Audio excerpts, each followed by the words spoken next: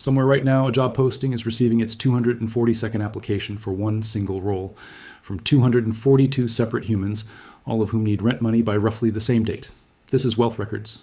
Today we explain why getting hired currently feels like a rigged carnival game. Not one country's problem specifically. This is happening simultaneously across multiple continents. Let's start with the actual number because it deserves a proper, dignified pause before anything else. The average job posting recently received 242 applications, nearly triple 2017 levels. 242 humans, each one individually, quietly convinced they are the obvious right choice. Somebody is going to get that job. The other 241 are simply quietly wrong today. Economists have coined a genuinely blunt, almost clinical phrase for the current global hiring environment. Low hire, low fire. Companies are not aggressively firing people. They are simply not replacing them. This sounds mild until you realize what it actually means for anyone currently trying to enter anywhere. Nobody's getting pushed out the door dramatically. The door is simply quietly no longer opening either. U.S. employers announced over 1 million job cuts in a single recent year, the most since the pandemic. Simultaneously, hiring did not spike to absorb them. It stayed suppressed at multi-year lows instead. Picture musical chairs where someone quietly removed several chairs and also nailed the remaining ones down. Nobody announced this specific rule change. Everyone simply noticed gradually that sitting got harder. Now let's examine the entry-level collapse specifically, because this deserves genuinely careful attention. In the UK specifically, tech graduate roles fell by roughly 46% in a single recent year alone. Projections suggest a further 53% decline is coming on top of that already brutal drop. In the US, junior technology postings specifically fell by an estimated 67% in the same window. 2/3. Gone. From the exact category of job that traditionally exists specifically to train beginners. This is the professional equivalent of removing the shallow end from every swimming pool simultaneously, then acting genuinely confused about why nobody new is learning to swim anymore. Deeply confused, apparently. Now here's the part that deserves proper comedic attention because it is genuinely darkly absurd. A significant share of job postings currently visible online are not real, active hiring opportunities. Some exist to maintain a visible talent pipeline. Some exist because nobody remembered to delete them. Some exist purely so a company can tell investors, convincingly, that it is aggressively, actively growing. You are not applying to 242 real jobs. You are applying to a mixture of jobs and rumors. Some of those 241 other applicants are competing for a position that never existed at all. Everyone is running a genuinely competitive race. A meaningful portion of the actual finish line was fictional. Here is the specific machine standing directly between you and any human being who could actually hire you. Applicant tracking systems. Now screen the overwhelming majority of applications before a person sees anything. These systems scan for specific keywords, formatting patterns, and structural cues buried inside your resume. A perfectly qualified human can be silently rejected purely because their resume format confused the software. This means you're not simply competing against other humans anymore. You're also competing against an algorithm that was never actually trained to recognize genuine talent, only to recognize certain formatting. Somewhere, a genuinely brilliant candidate is currently being filtered out by an overly aggressive bullet point rule. Now here is where this entire situation becomes genuinely, specifically funnier in the darkest possible sense. Recent research projects that roughly 1 in 4 candidate profiles worldwide could be entirely fake by 2028. Fake, as in generated, as in a computer program applying to jobs on behalf of a person who may not exist properly. AI is now sitting on both sides of the hiring table simultaneously, and it has developed a genuine trust problem. Candidates use AI to mass-produce polished applications. Employers use AI to filter the resulting flood. Only about a quarter of candidates say they actually trust AI to evaluate them fairly during this entire process. This produces a genuinely strange, specifically modern scenario worth sitting with properly for a moment. An algorithm-generated resume, submitted by a possibly not entirely real applicant, gets screened by another algorithm. Somewhere in this specific exchange, an actual qualified human being with an actual functioning heartbeat got lost. Nobody designed this outcome deliberately. It simply emerged from thousands of individually reasonable decisions. Ghosting deserves its own dedicated, properly outraged section because it has become genuinely widespread. Recruiters going completely silent after multiple interview rounds has become a documented, widespread pattern.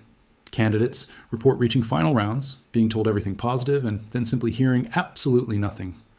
One particularly memorable case involved an HR representative telling a candidate they were a perfect fit.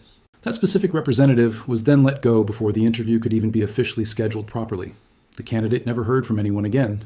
The job, the recruiter, and the entire opportunity simply vanished. This is not one unlucky individual's story. This has become a widely reported, structurally common experience. Consider also the specific length of the modern hiring process, because patience itself has become a job requirement. Multiple interview rounds, take-home assessments, panel interviews, and internal approval chains now routinely stretch on. What used to take 2 or 3 weeks from application to offer now frequently stretches across several months entirely. During that entire stretch, a candidate is expected to remain enthusiastic, available, and quietly unemployed elsewhere. Meanwhile, the actual business need that originally justified the role may shift, get deprioritized, or simply evaporate. Some candidates report reaching the final stage of a process, specifically for the role itself to be abruptly canceled. Not because they failed anything, because a budget meeting happened somewhere upstream, entirely outside their control. This turns job hunting into something closer to a very long, unpaid, emotionally exhausting audition with no guaranteed show. Now, here's a genuinely important distinction worth making properly, because it changes the entire emotional weight. This is not primarily a story about individual laziness, poor interview skills, or insufficiently polished resumes. The specific mechanics described throughout this entire video are structural. They are happening at population scale. When 242 people apply for one role, the overwhelming majority were always going to be rejected. That rejection rate says considerably more about the ratio itself than it says about any individual applicant. You can be genuinely excellent and still lose a lottery where the odds were never remotely close to fair. Consider why companies specifically keep citing AI in layoff announcements now, because the framing genuinely shifted. A few years ago, companies blamed cost-cutting, or post-pandemic correction, or vague macroeconomic uncertainty. Recently, several major companies have started naming AI adoption directly, explicitly in official filings. One large financial services company cut thousands of roles specifically to fund an internal AI transformation. A major social platform laid off staff while explicitly reallocating resources toward AI-focused teams instead. A well-known payments company cut roughly 40% of its entire global workforce in a single announcement. AI is no longer the quiet background justification whispered apologetically in a corner of a press release. It has become the specific, named headline reason companies give for reducing how many humans they employ. Consider also the specific irony hiding inside remote work expansion, because it created its own particular trap.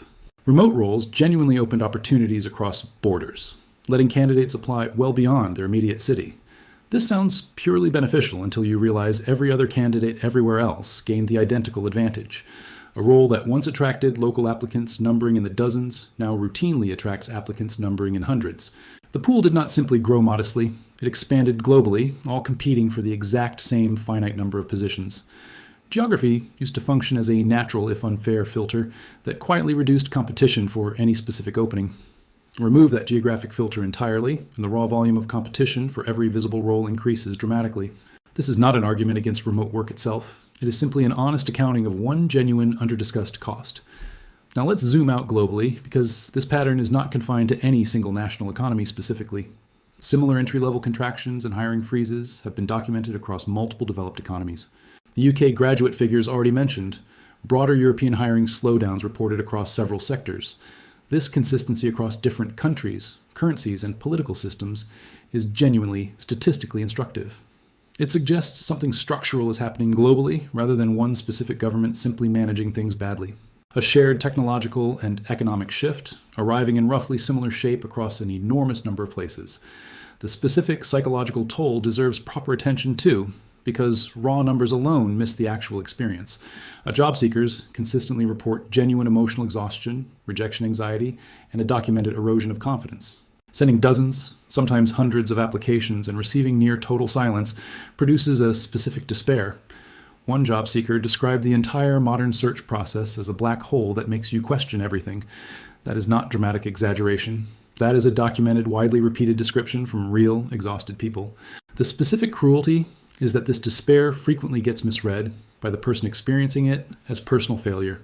It is considerably more accurately read as an entirely predictable response to a genuinely broken numbers game. Consider the specific credential inflation problem sitting quietly beneath this entire competitive squeeze too.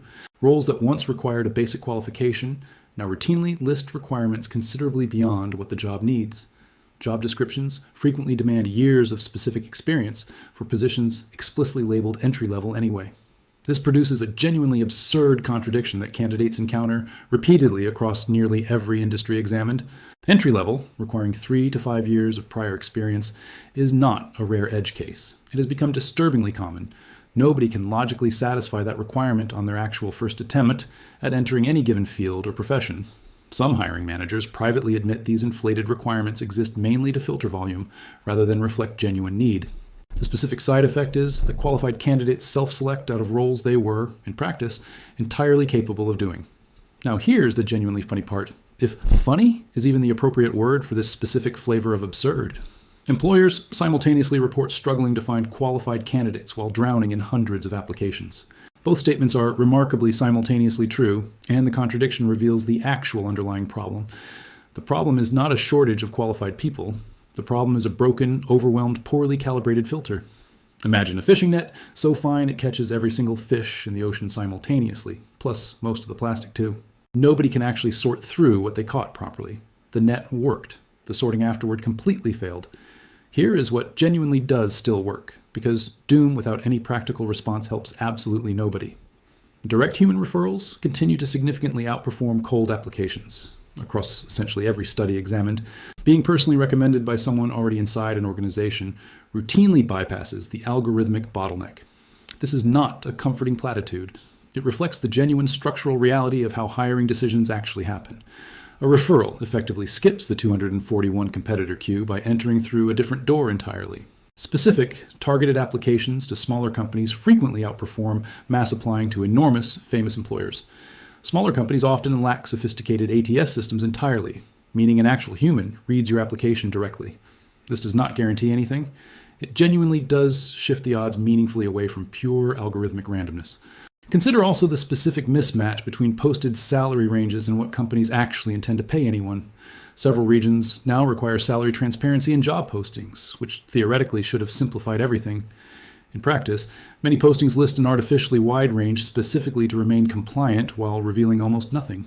A range spanning from entry-level pay to senior management pay tells a candidate essentially nothing useful whatsoever.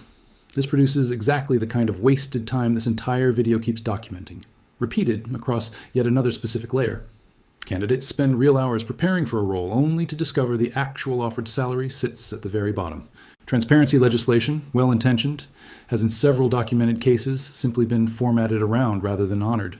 The specific letter of the law gets satisfied while the actual practical spirit of it quietly, predictably evaporates. Sectors requiring physical presence or specific regulated certifications have remained considerably more resilient overall.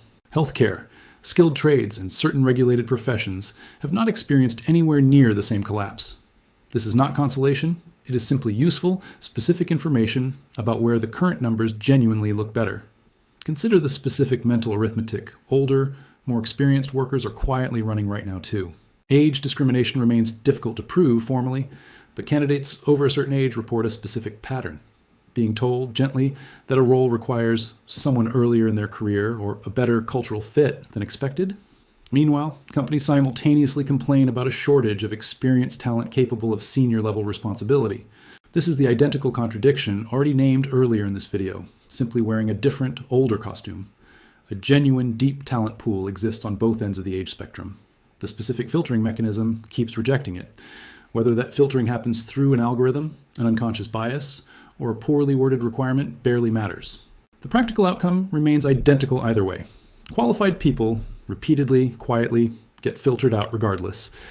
Now let's close properly, because this entire topic deserves a landing that is honest rather than falsely comforting. Getting a job feels impossible right now because, for a very large number of people, it has become genuinely harder. Not because an entire generation forgot how to work hard, present themselves well, or write a competent resume, because the actual structural ratio between available real roles and total applicants has shifted dramatically worse. Because algorithms now filter from both directions, occasionally screening out genuinely excellent human candidates. Because ghost postings inflate the visible market considerably beyond what is actually currently available for hire. None of this means effort is pointless. It means the specific effort required has shifted toward different tactics. Understanding the actual mechanics of the broken system is considerably more useful than blaming yourself for it entirely. It's not magic. It's just math nobody walked you through. the math of why 242 people now compete for jobs that sometimes never existed in the first place, and why the specific despair so many job seekers feel right now is a rational response, not a personal individual failure. Hit subscribe. Wealth Records. The pattern is always there if you know where to look. I do.